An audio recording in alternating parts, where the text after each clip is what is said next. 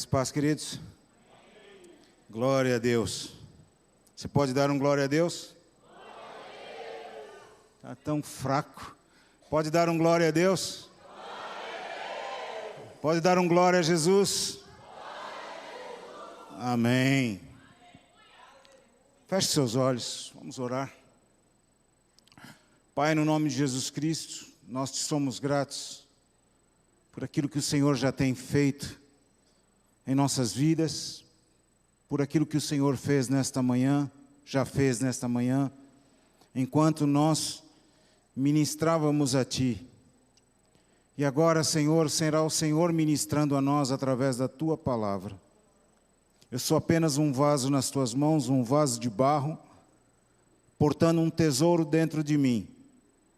Que as minhas palavras, Senhor, que saírem da minha boca, não sejam minhas, mas sejam Tuas. E que a Tua igreja compreenda quem é Jesus Cristo, o autor e o consumador da nossa fé. Nós compreendamos a obra completa que Jesus Cristo fez naquela cruz. Que nós compreendamos o que é a Tua graça derramada sobre nós, em nome de Jesus Cristo. E toda a igreja diz comigo, amém. Glória a Deus. Há um princípio que nós, como igreja, precisamos prestar atenção. Esse princípio se chama princípio de honra. E a honra é colocar as coisas, as pessoas, no seu devido lugar. E a igreja do Senhor Jesus Cristo, ela tem que compreender que a maior honra deve ser dada ao Senhor Jesus Cristo.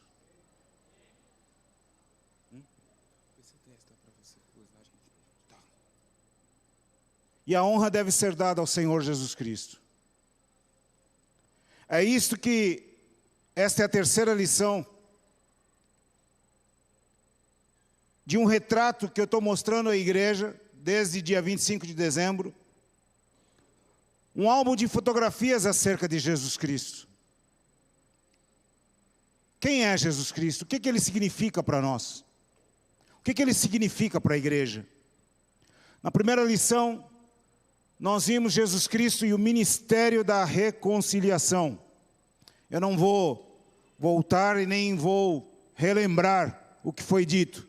Você pode olhar no canal da igreja, está lá no YouTube. Também está no meu canal do YouTube. Jesus Cristo, a segunda lição, autor de uma nova e melhor aliança. E hoje, nós vamos ver Jesus Cristo, o mistério revelado de Deus. Infelizmente, a igreja tem perdido muito da sua essência. Infelizmente, e quando eu digo a igreja, não é a igreja do Senhor Jesus Cristo, porque essa nunca perde a sua essência. Essa ela é infalível. Essa é incorruptível. Essa é inabalável. Porque a palavra de Deus diz que as portas do inferno não podem prevalecer contra a igreja de Cristo. Então a igreja de Cristo ela é intocável. Ela é invencível. É impossível vencer a igreja de Cristo.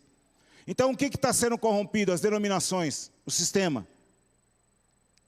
E nós vemos, infelizmente, que o sistema judaizante tem escravizado muito as denominações. Esse sistema judaizante é o mesmo que tentou escravizar a igreja primitiva, que combateu muito dos nossos primeiros irmãos. Criaram muitos problemas lá no começo. Mas independente do problema que eles criaram, a ênfase de todos eles, sejam dos apóstolos, sejam dos diáconos, sejam dos irmãos, era e é pregar a Cristo. Filipe foi para Samaria e a tônica do seu evangelho era, despregava a Cristo. E tal era a pregação, uma pregação tão intensa, tão forte, que a palavra de Deus diz que os enfermos eram curados, As pessoas eram salvas, os enfermos eram curados, e as pessoas endemoniadas ficavam livres porque os demônios saíam gritando. Há uma palavra poderosa dentro de nós, e esta palavra poderosa se chama Jesus Cristo. Esta é a palavra que a igreja tem que pregar. Ele é o mistério de Deus que foi revelado a nós. Colossenses 2, 2 e 3 diz o seguinte: para que os seus corações sejam consolados e estejam unidos em amor e enriquecidos da plenitude da inteligência, para conhecimento do mistério de Deus, Cristo, em quem estão escondidos todos os tesouros da sabedoria e da ciência. A versão NVT, que é uma das versões que eu mais gosto depois da versão que nós usamos, a revista e corrigida, ela diz o seguinte: que vocês sejam encorajados e unidos por fortes laços de amor e tenham plena certeza de que entendem o segredo de Deus, que é o próprio Cristo. Nele estão escondidos todos os tesouros da sabedoria e o conhecimento. E na NTLH, a versão da linguagem de hoje, diz: eu trabalho para que o coração de vocês se encha de coragem e eles sejam unidos em amor, e assim fiquem completamente enriquecidos com a segurança que é dada pela verdadeira compreensão do segredo de Deus. Esse segredo é Cristo, o qual é a chave que abre todos os tesouros escondidos da sabedoria que vem de Deus. Escondidos do conhecimento e da sabedoria que vem de Deus. Efésios 3, de 2 até o 12. Se é que tendes ouvido a dispensação da graça de Deus, que para convosco me foi dada, como me foi este mistério manifestado pela revelação, como acima em pouco vos escrevi. Pelo que quando ledes, podeis perceber a minha compreensão do mistério de Cristo, o qual noutros séculos não foi manifestado aos filhos dos homens, como agora tem sido revelado pelo Espírito aos seus santos apóstolos e profetas.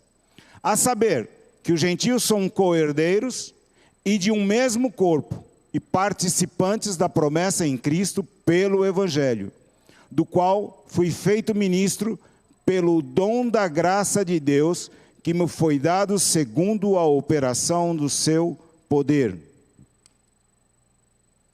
A mim, Sérgio, vai me ajudando aqui nessa mudança dos slides aí, por favor. Eu vou te falando, você vai mudando.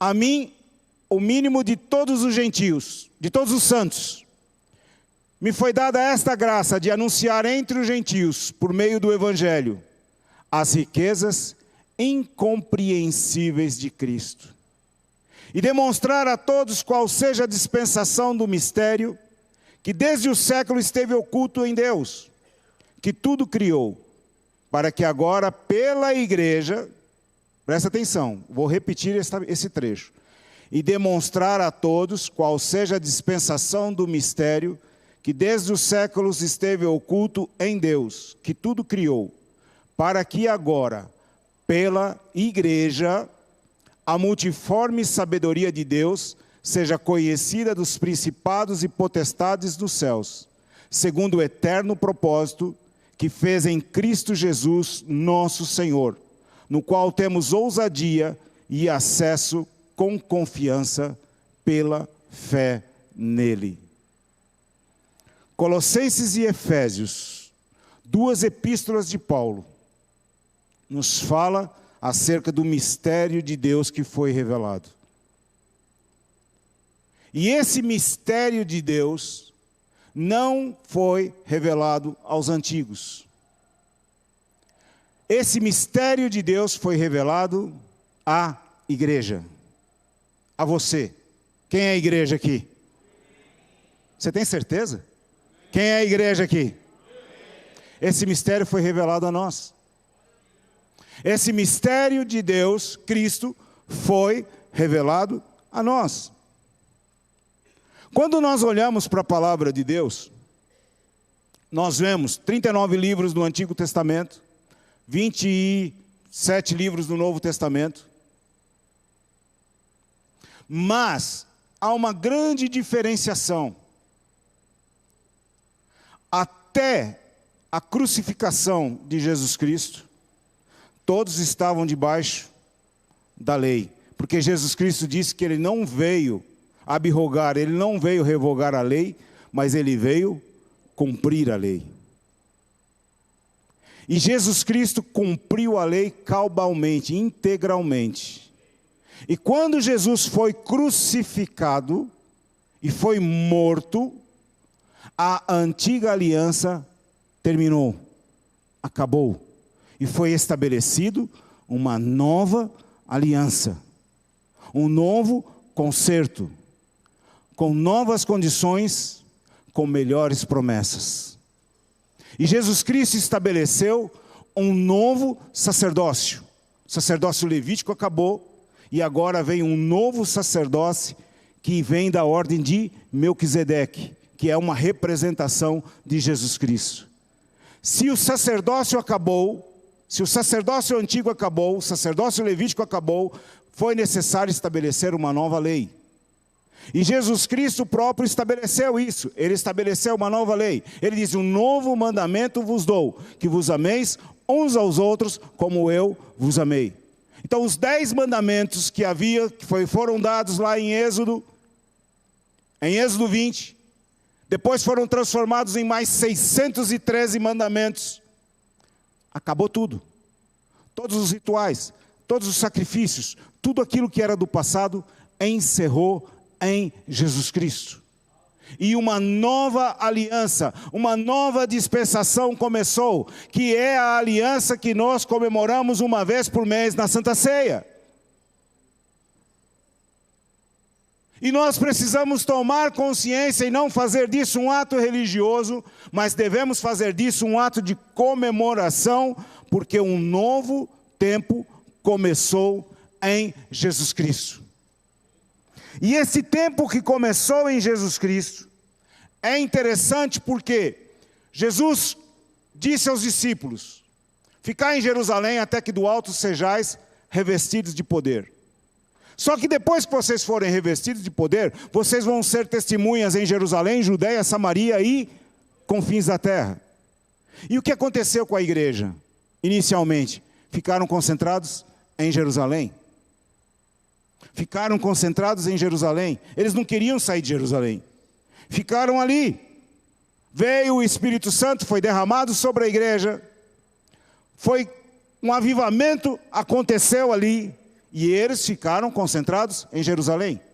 Teve que vir uma perseguição com a morte de Tiago. A igreja começou a ser perseguida. E aí então alguns irmãos foram dispersos. E então Filipe vai para Samaria, um lugar onde o judeu não era bem-vindo. E vai lá e começa a pregar acerca de Cristo. E os milagres começam a acontecer. A palavra de Deus anunciada liberta as pessoas eram libertas dos demônios, as pessoas eram curadas no seu corpo. Mas ainda assim, havia alguns problemas. Por quê? Quando Cornélio mandou chamar a Pedro, Pedro ficou com dúvidas de entrar na casa de um gentio, e ele teve que ter uma revelação de Deus para entender que ele deveria entrar na casa de um gentio. Mas não foi uma ordem que Jesus deu? Jerusalém, Judeia, Samaria e confins da terra, era para ficar concentrada nos judeus? Não, o tempo dos judeus acabou. O tempo dos judeus acabou. E Jesus deu várias demonstrações disso. Somente depois de Paulo é que a igreja experimentou uma expansão como nunca foi visto.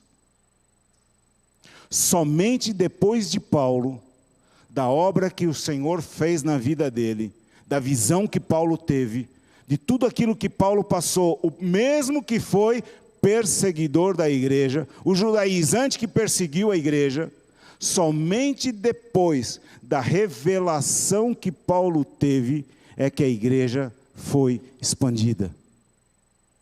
E nós temos que compreender isso, irmãos. Nós temos que compreender muito bem isto.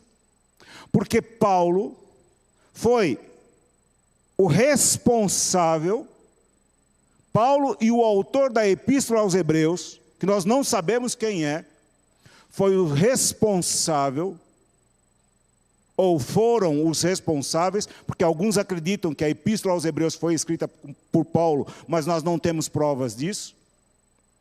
Então, o autor da Epístola aos Hebreus e o apóstolo Paulo foram os responsáveis por mostrarem a obra completa de Cristo para nós, para a igreja. E ele nos mostra uma riqueza profunda. E Paulo diz que o mistério que estava oculto, o que estava oculto para os outros, foi revelado para ele. Por isso que Paulo era tão ousado que ele dizia, o meu evangelho. E Pedro, na sua epístola, dizia, os irmãos, olha, tem alguns ensinamentos do irmão Paulo que é meio difícil de compreender. E é verdade. Até hoje é difícil de compreender os ensinamentos de Paulo. É difícil. Quanto mais nós lemos as epístolas de Paulo, mais nós precisamos ler para ter compreensão do mistério de Deus, que está revelado nessas epístolas. Os próprios apóstolos tiveram dificuldade de compreender o que Paulo pregava. Tanto é que ele teve que ir a Jerusalém e fizeram um concílio, para ele explicar para eles o que ele estava pregando. E aí chegaram a uma conclusão, ok, você vai para os gentios e nós ficamos entre os judeus. Então, na realidade, queridos, a igreja para nós que não somos judeus, começou com quem? Começou com quem? Com Paulo. Começou com Paulo. Na realidade, a base para a igreja está nas epístolas de Paulo. E se nós compreendermos isto, nós vamos compreender a obra completa de Cristo. E esse retrato que eu estou falando a vocês ficará completo. Por isso que eu comecei dizendo que há um princípio que tem que ser restaurado e é o princípio de honra. Primeiro, nós darmos honra ao Senhor da igreja. Quem é o Senhor da igreja? Quem é o Senhor da igreja? Fala mais alto, quem é o Senhor da igreja? Nós temos que dar honra para Ele. Temos que dar honra para quem tem honra. E a honra da igreja tem que ser dada a Jesus Cristo. Os judeus honram a Moisés. Os judeus honram a Abraão. E nós também honramos, porque eles foram homens usados por Deus. Mas a maior honra que nós devemos dar é para quem? Para quem? Quem foi que morreu por você? Quem foi que deu a vida por você? Quem foi que te resgatou? Quem foi que te salvou? Quem foi que te curou? Quem foi que te abençoou? Quem foi que te prosperou? É Jesus. Tudo se concentra em Jesus. E nós, ao analisarmos a palavra de Deus, ao analisarmos o Antigo Testamento, todo o Antigo Testamento aponta para Cristo. Pode mudar, Sérgio, por favor. Por isso que ele diz, Jesus Cristo é o mesmo ontem. Diga comigo, Jesus Cristo é o mesmo ontem. Ontem ele era chamado de maravilhoso, conselheiro, Deus forte, Pai da eternidade, príncipe da paz e o que mais? Emanuel, sol da justiça, a brilhante estrela da manhã. Era assim que ele é chamado ontem. E como ele é chamado hoje? A mesma coisa, os nomes deles não mudou. Jesus Cristo é o mesmo ontem. E se nós continuarmos, João, capítulo 1, do versículo de 1 até 5, eu vou ler, como eu falei, na versão NVT, mas você pode ler aí na sua Bíblia se você quiser, mas está projetado aqui. Diz: no princípio, aquele que é a palavra já existia. A palavra estava com Deus e a palavra era Deus. Ele existia no princípio com Deus. Por meio dele, Deus criou todas as coisas. E sem ele, nada foi criado. Aquele que é a palavra possuía a vida, e sua vida trouxe luz a todos. A luz brilha na escuridão, e a escuridão nunca conseguiu apagá-la. A escuridão nunca conseguiu apagar. João declara que no princípio, Jesus, o verbo, a palavra, lá estava. Ele estava lá, na criação. Quando eles se reuniram, Deus o Pai, Deus o Filho, Deus o Espírito Santo, lá na eternidade, antes que qualquer coisa existisse, eles decidiram, eles traçaram o plano da redenção. E foi decidido que Jesus, a palavra, viria para a terra. E seria o Cordeiro definitivo. Seria o sacrifício perfeito. Deus não foi pego de surpresa com o pecado do homem. Não foi feito um plano substituto. Não foi feito um plano alternativo. O plano original sempre foi que Jesus Cristo viesse e se tornasse, a palavra se tornasse homem. E como homem, ele vencesse o pecado. Aquilo que o primeiro homem não conseguiu, Adão, Jesus conseguiu. O Adão perfeito conseguiu. Por isso que eu digo, nós precisamos dar honra a quem tem honra. E a igreja precisa se concentrar no seu Senhor. Hebreus, capítulo 1, do versículo 1 a 4 diz: por muito tempo, Deus falou várias vezes e de diversas maneiras a nossos antepassados por meio dos profetas. E agora, nesses últimos dias, Ele nos falou por meio do Filho, o qual Ele designou como herdeiro de todas as coisas, e por meio de quem criou o universo. O Filho irradia a glória de Deus, expressa de forma exata quem Deus é, e com sua palavra poderosa sustenta todas as coisas. Depois de nos purificar de nossos pecados, depois de nos purificar de nossos pecados, depois de nos purificar de nossos pecados, depois de nos purificar de nossos pecados, sentou-se num lugar de honra à direita do Deus majestoso no céu, o que revela que o Filho é muito superior aos anjos e o nome que ele herdou superior ao nome deles.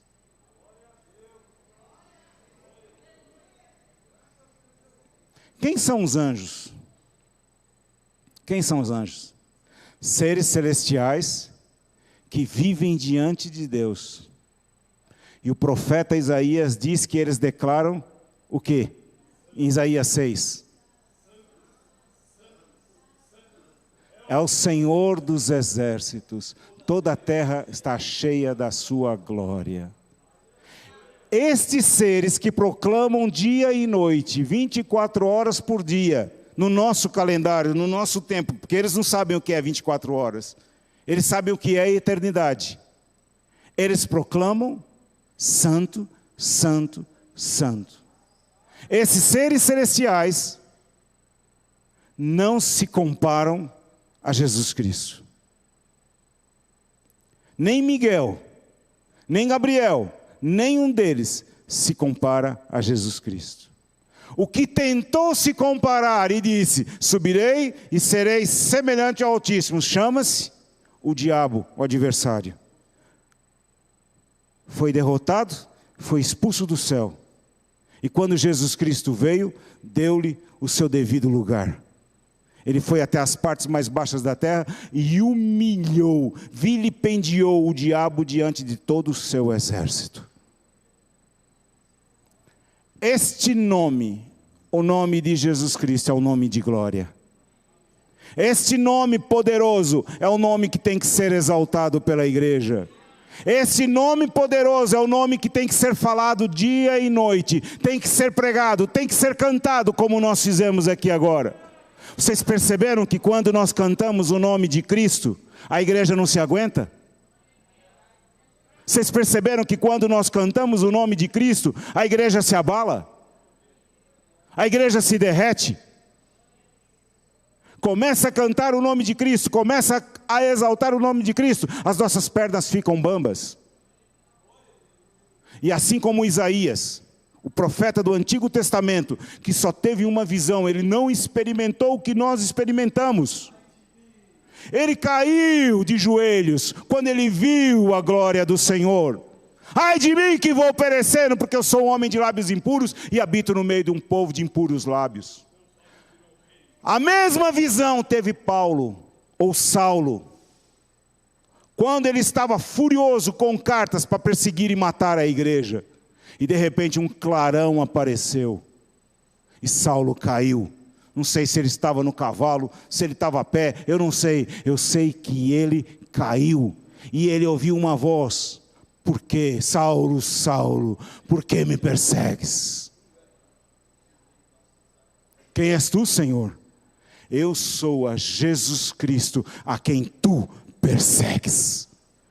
Eu faço uma pergunta para você: Paulo estava perseguindo a igreja? Paulo estava perseguindo Jesus Cristo? Paulo estava perseguindo a igreja, os santos de Deus. Na concepção dele, quem era santo, quem era o povo de Deus, eram os fariseus a qual ele pertencia. Aquele sim era o povo escolhido por Deus. Mas o Senhor Jesus lhe apareceu e disse: por que tu estás me perseguindo? Duro é para ti recalcitrar contra os aguilhões. A partir daquele dia, aquele homem foi transformado. A partir daquele dia, aquele homem passou a ter visões. E teve visões de tal maneira que ele dizia que ao homem não é lícito contar. Quando nós examinamos essas coisas, nós vemos muita balela que está por aí. Eu tive no céu, eu tive no inferno, não teve coisa nenhuma. O que você teve foi uma grande congestão, que você comeu uma grande feijoada. Tem muita gente indo para o céu, muita gente para o inferno, e vem para o YouTube contar o que está, e os irmãos ficam espalhando isso.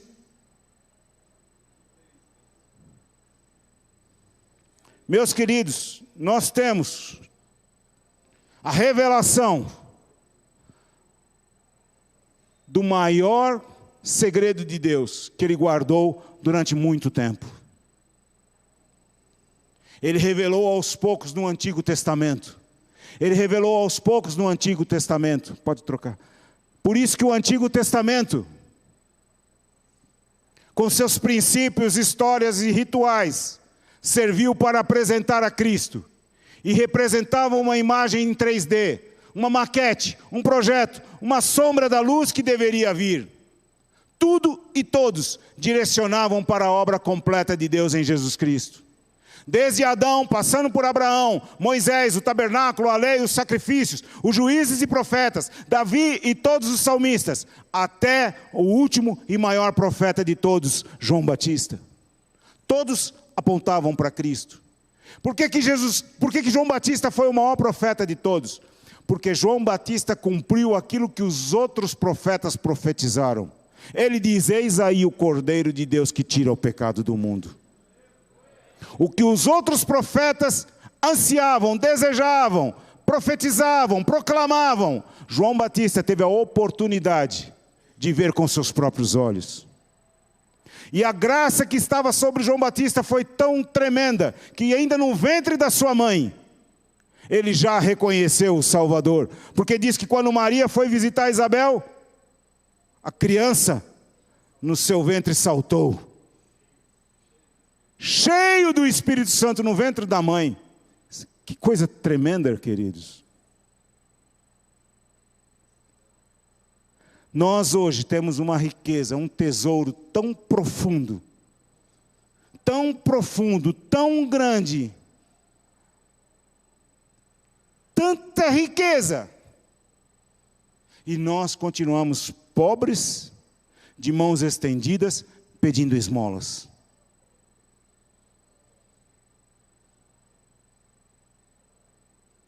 Jesus Cristo revelou a glória de Deus e nós estamos cantando, mostra a tua glória. Vem, Senhor, e Ele diz, eu estarei convosco todos os dias até a consumação dos séculos. Passa por aqui, Senhor. Ele diz, eu estou dentro de você, eu vou passar por onde? Eu estou dentro de você, eu habito dentro de você. Os profetas do Antigo Testamento, por mais maravilhosos que eles fossem, e eu amo ler Isaías, eu amo ler Jeremias. Gosto muito dos exemplos de Elias, de Eliseu, ver a autoridade que eles tinham. Mas não se compara conosco. Não se compara com a riqueza que nós temos. O Espírito não habitava dentro deles. O Espírito vinha, dava o recado para a nação e ia embora. E eles ficavam com a bucha. Por que você acha que Elias ficou apavorado quando Jezabel disse que ia matar ele? A gente não compreende isso, porque nós temos o Espírito de Deus habitando dentro de nós. O Espírito de coragem habita dentro de nós. Sobre Elias ele vinha, Elias se enchia de força, ia lá, dava o recado, sobre a minha palavra, não vai chover, e não chovia. Elias dava a palavra, caía fogo do céu. Mas era no momento em que o Espírito de Deus estava dentro dele. Acabou, o Espírito de Deus ia embora. E Elias ficava com a bronca. Por isso que ele ficou apavorado. E nós hoje temos que ficar apavorados com as ameaças das Jezabéis que estão pelo mundo? Nós temos que ficar apavorados com as ameaças de governantes, seja lá o que for, disso e daquilo? Temos que ficar preocupados com isso? Não, meus queridos. O Espírito de Deus habita dentro de nós. O Espírito de Deus habita dentro de nós. O Espírito de Cristo habita dentro de nós. Por que nós estamos perdendo tanto? Por que nós perdemos tanto? O autor dos Hebreus nos explica, Hebreus 10, de 1 a 4, pode mudar, Sérgio. Diz o seguinte, Hebreus 10, de 1 a 4. A lei constitui apenas uma sombra, um vislumbre das coisas boas por vir, mas não as coisas boas em si mesmas. Os sacrifícios são repetidos todos os anos, mas nunca puderam purificar inteiramente aquele que vem adorar. Se tivessem esse poder, já não precisariam existir, pois os adoradores teriam sido purificados de uma vez por todas, e a consciência de seus pecados teria desaparecido. Em vez disso, esses sacrifícios os lembravam de seus pecados todos os anos, pois é impossível que o sangue de touros e de bodes remova pecados. O que é uma sombra? Eu disse que o Velho Testamento, o Antigo Testamento é uma sombra, uma maquete, um CAD. Quando você faz um projeto, você precisa estabelecer como será aquilo que você quer. Vai construir uma casa, você precisa desenhar como será essa casa. Até um apartamento que você compra. Você quer fazer mudanças nesse apartamento, você precisa procurar um arquiteto, dizer as ideias que você quer e o arquiteto vai desenhar as ideias que estão na sua cabeça. E vai fazer um memorial descritivo. Ele vai desenhar e vai fazer um memorial descritivo. Mas, em alguns casos, para ficar ainda melhor a visualização, eles constroem uma maquete, ou seja, uma réplica em escala, em miniatura. Que é para a pessoa olhar e ver, é isso que eu quero. Não, não é isso. Não é isso que eu quero. Eu quero que mude aqui, quero que mude ali, quero que mude lá. Um pintor, quando ele vai fazer um quadro, ele não começa a pintar à torta e à direito. Primeiro ele faz um esboço em grafite das suas ideias. Não gostou? Apaga. Quando ele tem certeza daquilo que ele quer, então ele começa a pintar. E uma vez colocadas as cores, é definitivo. Pois o Antigo Testamento é apenas um rascunho. É apenas um rascunho. Jesus Cristo é a pintura completa. É a obra completa. Por que que nós sofremos tanto? Por que que nós, igreja, sofremos tanto? Porque nós olhamos muito para o rascunho e não olhamos para a obra completa. Pode mudar. Todo o Antigo Testamento apontava para ele. Os patriarcas falaram dele, os profetas apontaram para ele. Ontem ele foi o Cristo da profecia, o tudo nas Escrituras. O Cordeiro da Páscoa era um símbolo dele, o tabernáculo era um tipo dele, as festas de Israel anunciavam a ele, o sábado apontava para ele, a arca da aliança e os objetos dentro dela eram sombra dele. Os sacrifícios eram prenúncios do seu sacrifício perfeito. Jesus Cristo, o único que oferece descanso verdadeiro para a nossa alma, o verdadeiro sábado.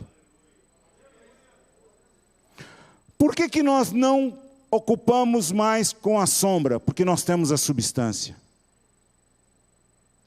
O sábado, colocado por Deus, lá logo depois da criação, era um princípio estabelecido.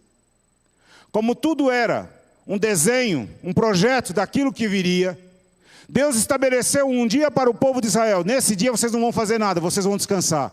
E nesse dia vocês vão me adorar. Mas o sábado, ele apontava para o verdadeiro descanso. E esse verdadeiro descanso veio através de Jesus Cristo. É por isso que nós não guardamos mais um dia. Porque o nosso descanso está em Jesus Cristo. E se o nosso descanso está em Jesus Cristo, como diz lá em Filipenses 4:6, não andeis ansiosos por coisa alguma. Não é para nós andarmos ansiosos, não é para nós andarmos preocupados, não é para nós arrancarmos o cabelo, mas é para nós descansarmos nele. Por quê? Porque assim como diz em Filipenses 4:19, o meu Deus, segundo as suas riquezas, suprirá todas as nossas necessidades em glória em Cristo Jesus. Então é um princípio para nós não sermos ansiosos, não sermos preocupados, porque Jesus Cristo é o nosso descanso. Por isso que Jesus disse em Lucas 6:5, o Filho do Homem é Senhor até do sábado. Porque o sábado pertence a um princípio, que é o princípio do descanso. E eu digo uma coisa a vocês, queridos.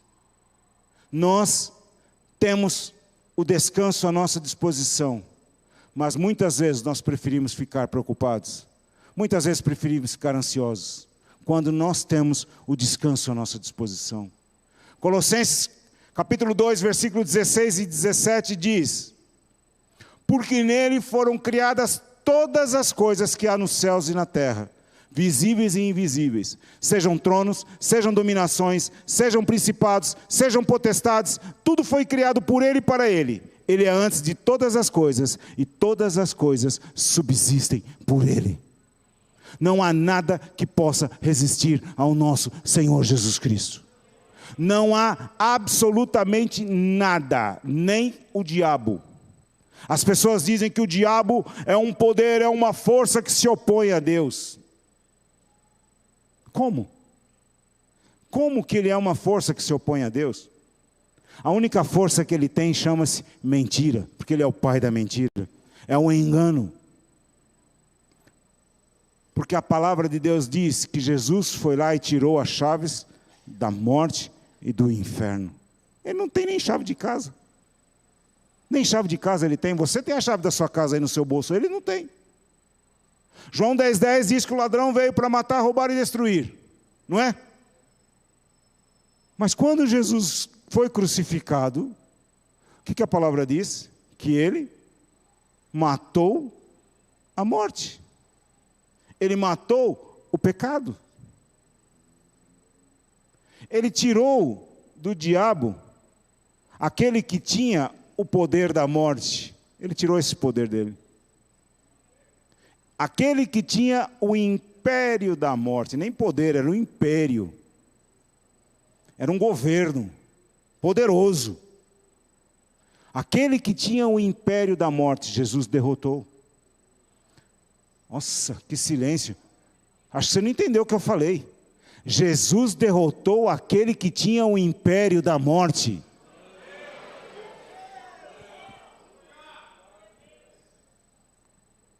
Acho que você não entendeu. Jesus derrotou aquele que tinha o império da morte. Aleluia!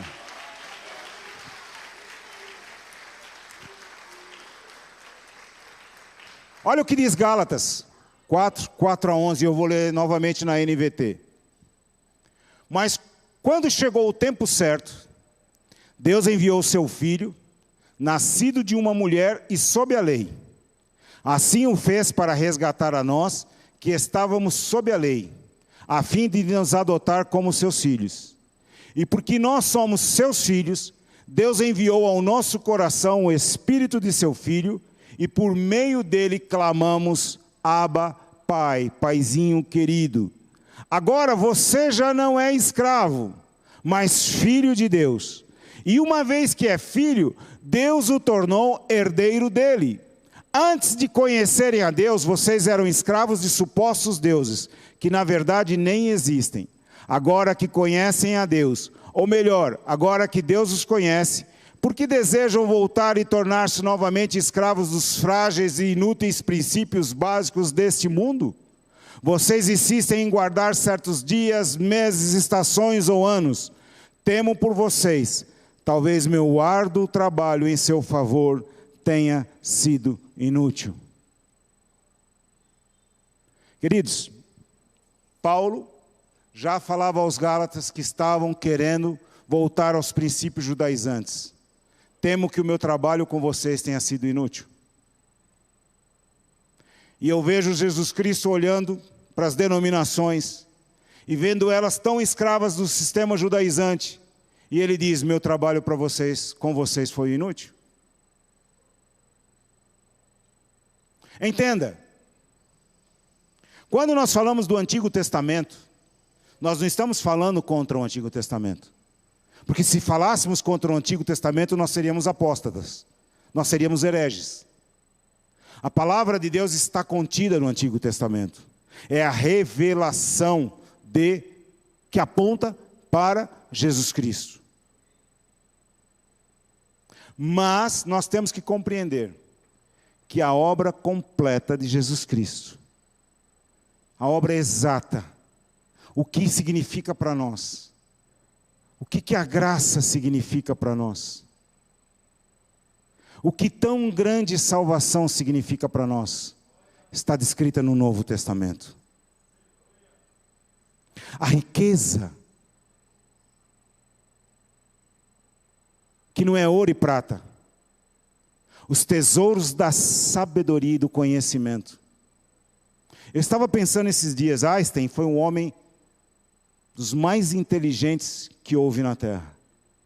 Stephen Hawking, um físico que morreu há pouco tempo, foi um homem com uma mente extremamente brilhante.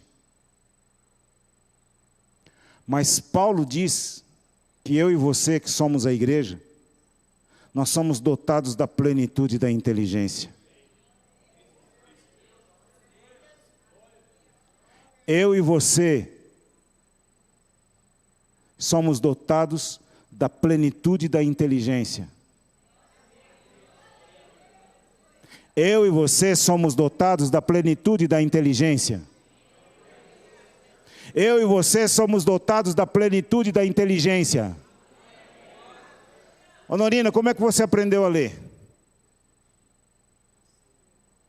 Mas pela palavra, não foi? Como é que você guarda a palavra?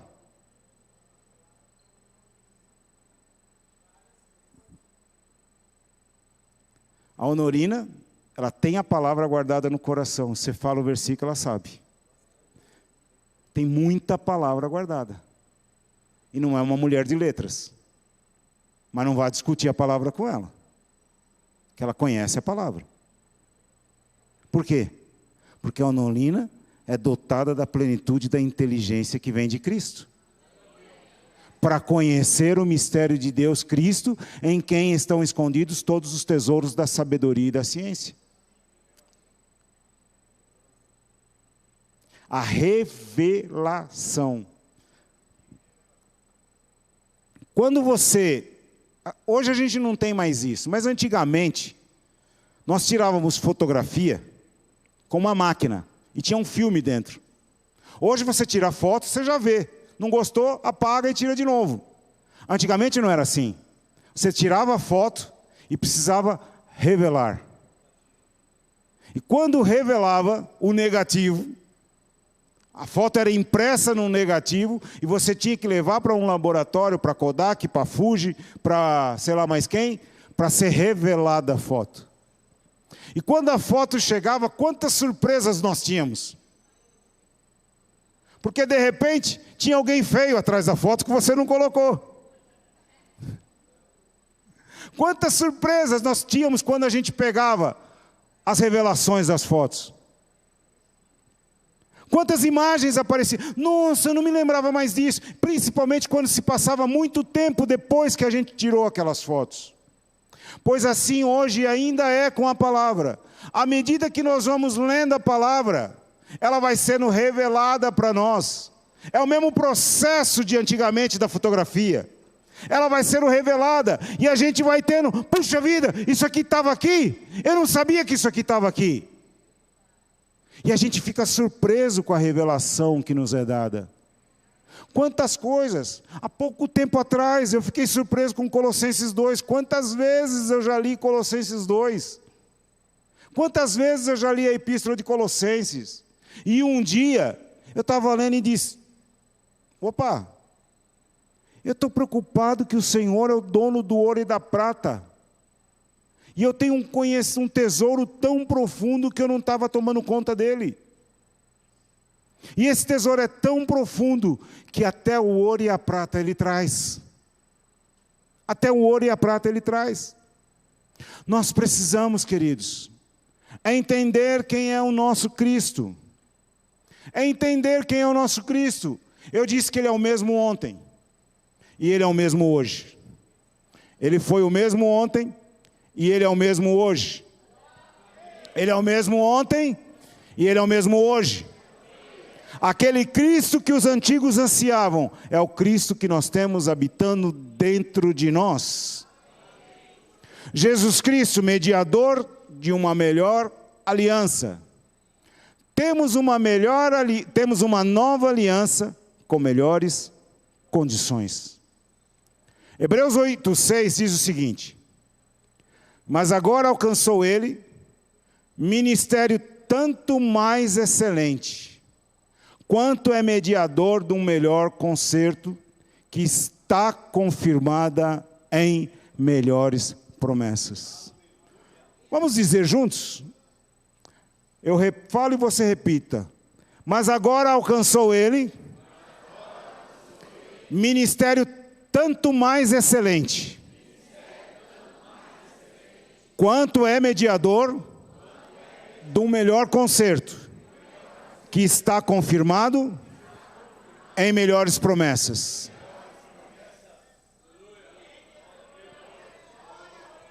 Aleluia!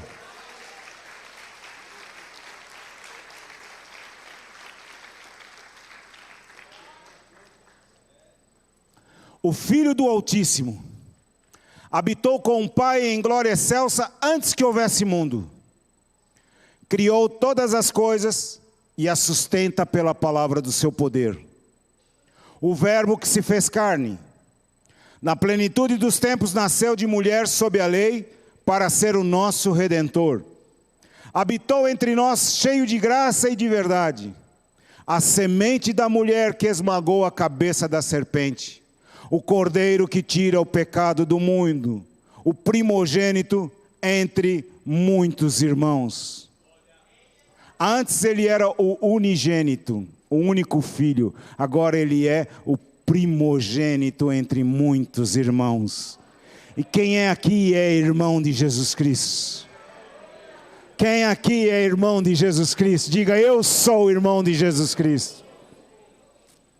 Andou por toda parte fazendo bem e libertando os oprimidos do diabo. Voltou ao céu e derramou o Espírito Santo. Está assentado no trono como governador do universo. À destra do Pai exerce a gloriosa função de sumo sacerdote e advogado do seu povo.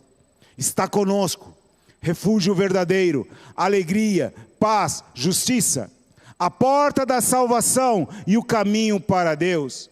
Pastor e bispo das nossas almas, a razão suprema da vida, nos toma pela mão direita, nos guia com o seu conselho eterno. A verdadeira luz que ilumina a todo homem e nos recebe na sua glória. Em seu caráter não há nenhuma variação. O mesmo em seus atributos, o mesmo em suas poderosas obras. Nele não há nenhuma sombra, está presente todos os dias até a sua volta triunfal. Tudo que eu estou falando aqui, você tem ouvido todo esse tempo que você está nessa igreja. Pregação por pregação, palavra por palavra, seja através do pastor Disseu, seja através do pastor Samuel, seja através do pastor Rodrigo, pastor Nilo, os pastores Francisco, todos eles têm falado isso constantemente. Não é novidade, só que nós precisamos, neste tempo que nós estamos vivendo, ter o princípio de honra em conta em nossas vidas. Honrar a Cristo sobre todas as coisas. A igreja precisa dar o seu devido valor a Jesus Cristo, ao seu Senhor. Nós precisamos, e eu quero aconselhar vocês, eu quero aconselhar vividamente a igreja, neste tempo agora, leia as cartas de Paulo, estudem as cartas de Paulo, estudem as cartas de Paulo, leiam as cartas de Paulo. Não entendeu? Vem perguntar. Por que isso? Um dos princípios do avivamento, ou dos avivamentos da história, em todos os avivamentos da história, algo aconteceu de particular entre eles. Os irmãos eram levados a estudar as epístolas de Paulo. Até 2010, eu estudei todos os avivamentos da história e a vida de todos os avivalistas, todos os que foram usados por Deus para trazer avivamento à igreja. E todos eles eram unânimes, eram estudiosos das cartas de Paulo. E é interessante, porque nós aqui, há quanto tempo nós temos estudado as cartas de Paulo?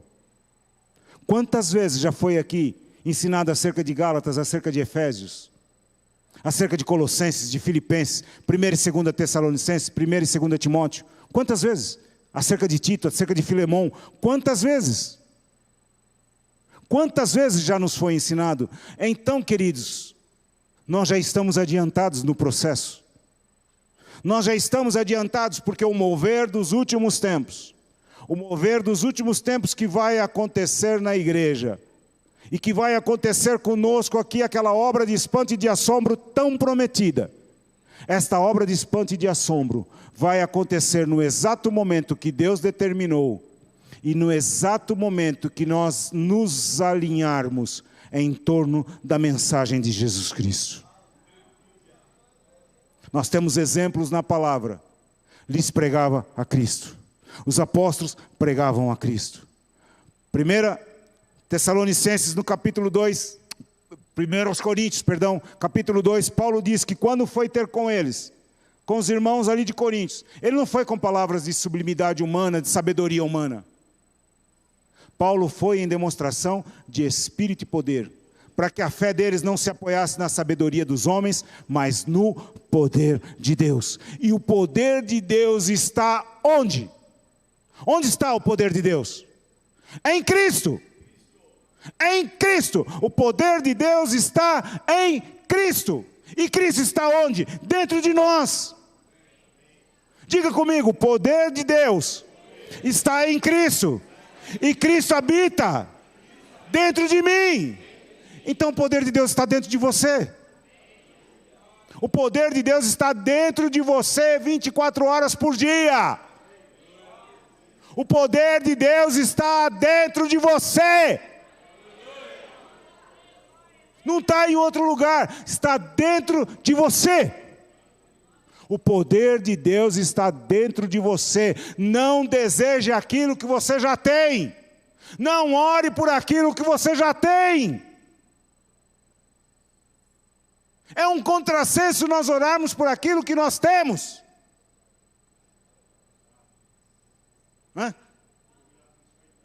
Já nos foi dado de uma vez por todas. Então por que nós não estamos exercendo? Por que nós não estamos vendo? Quem disse para você que nós não estamos vendo? Quem disse para você que nós estamos vendo? Está na hora de nós limparmos a nossa vista. Está na hora de nós colocarmos colírio. Está na hora de nós colocarmos colírio.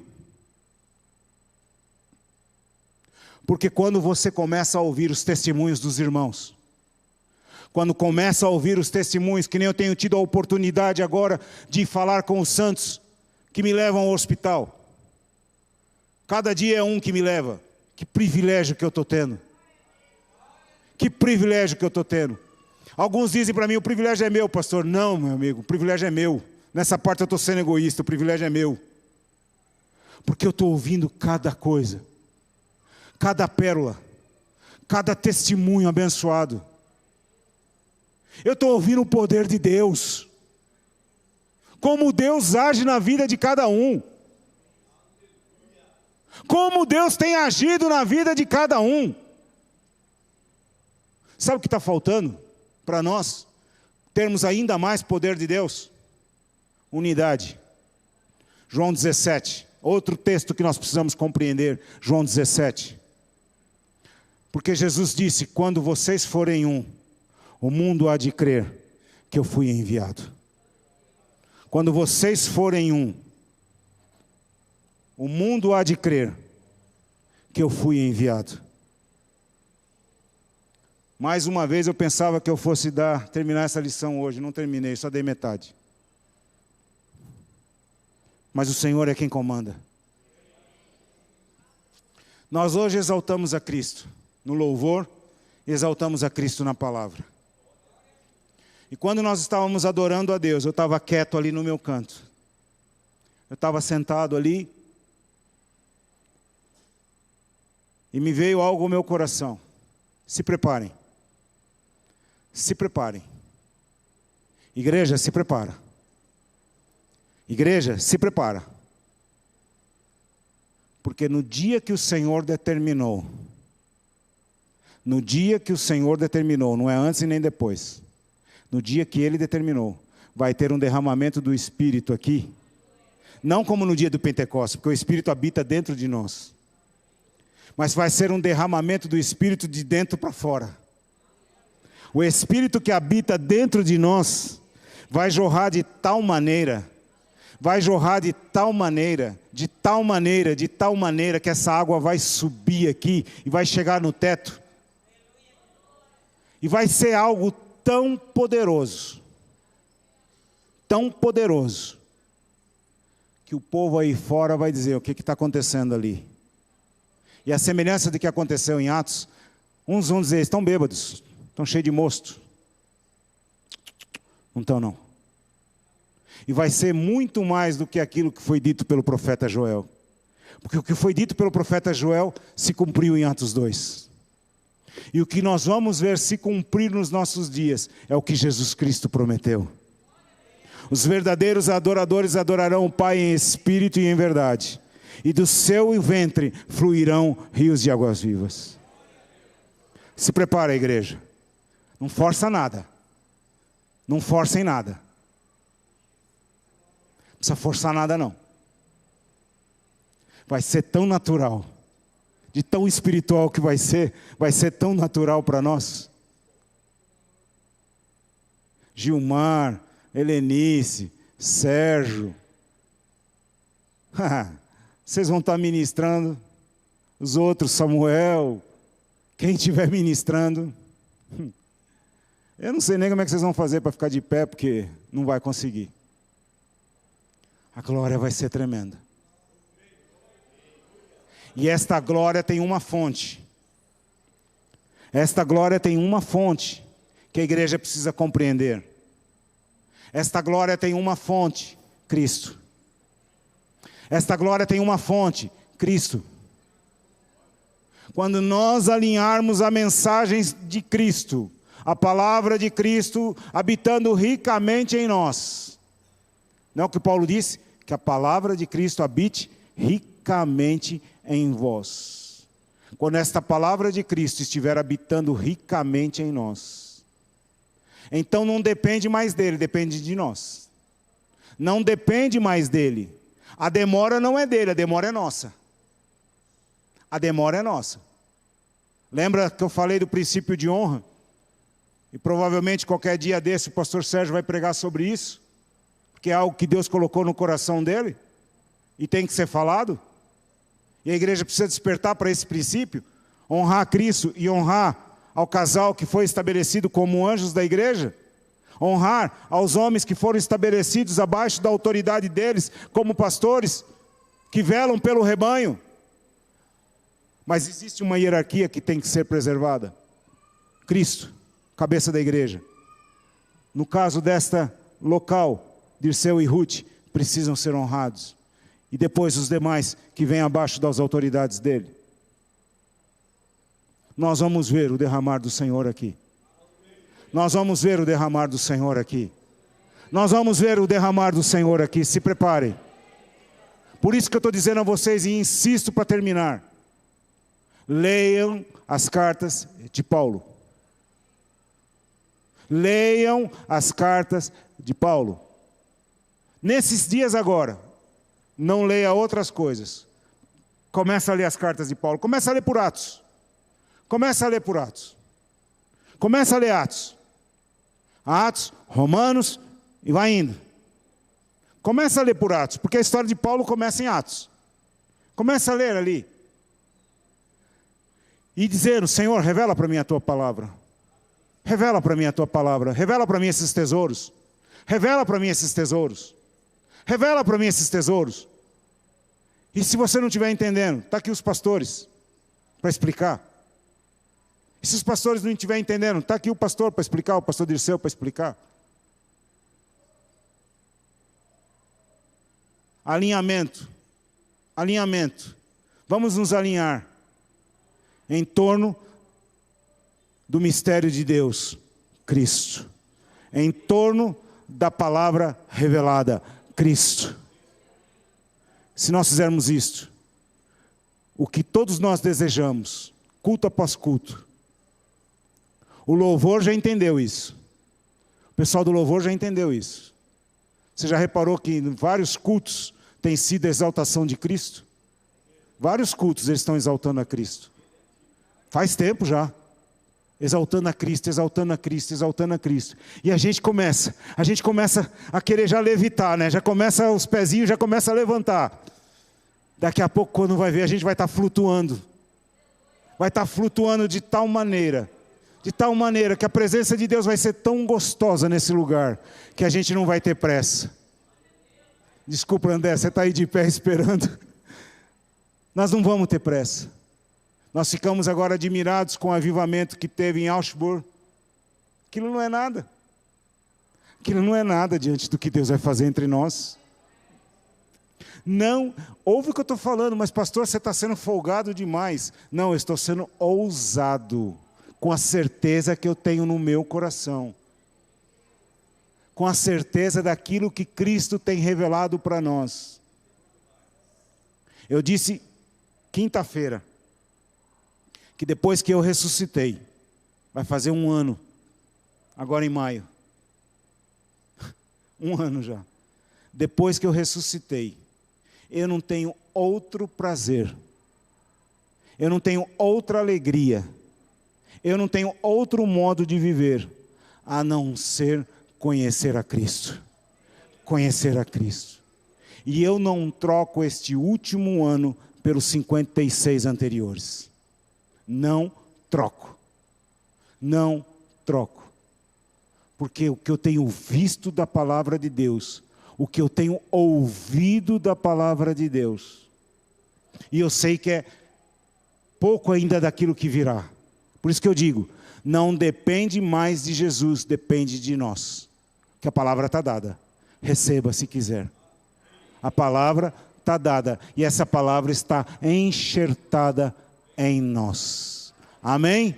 Graça e paz, queridos. Obrigado.